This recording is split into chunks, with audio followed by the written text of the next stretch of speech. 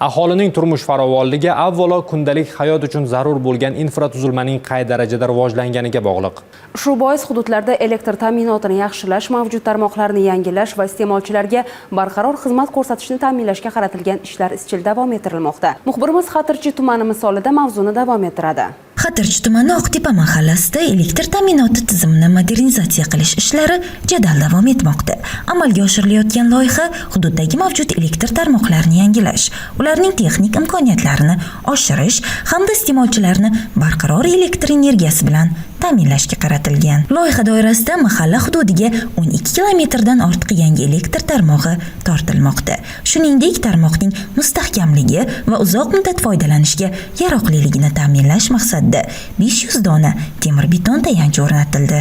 Bundan tashqari elektr energiyasiga bo'lgan talabni barqaror ta'minlash va tarmoqdagi yuklamani me'yorlashtirish uchun 4 ta yangi transformator punktini ishga tushirish bo'yicha ishlar olib borilmoqda.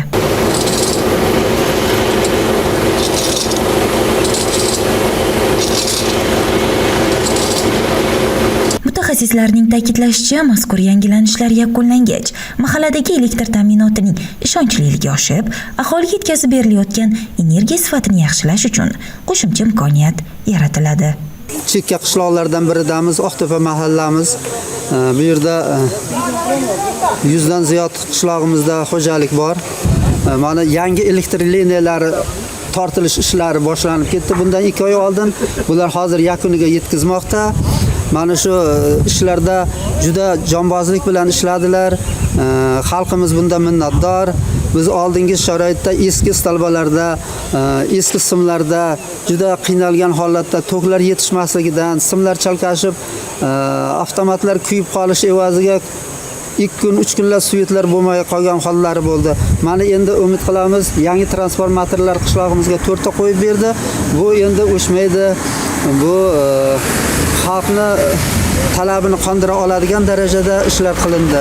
Biz bu ishlardan minnatdormiz. Mana shu bizga xizmat qilgan brigadalarga katta rahmat. Mustaqilligimizning mustaqillik bayramiga bizga bu ajoyib tuhfa bo'ldi. Yangi tarmoqlar va transformator punktlarining ishga tushirilishi nafaqat bugungi ehtiyojni qoplash, balki hududning kelgusidagi rivoji uchun zarur infratuzilmaviy zamin yaratishi bilan ahamiyatlidir.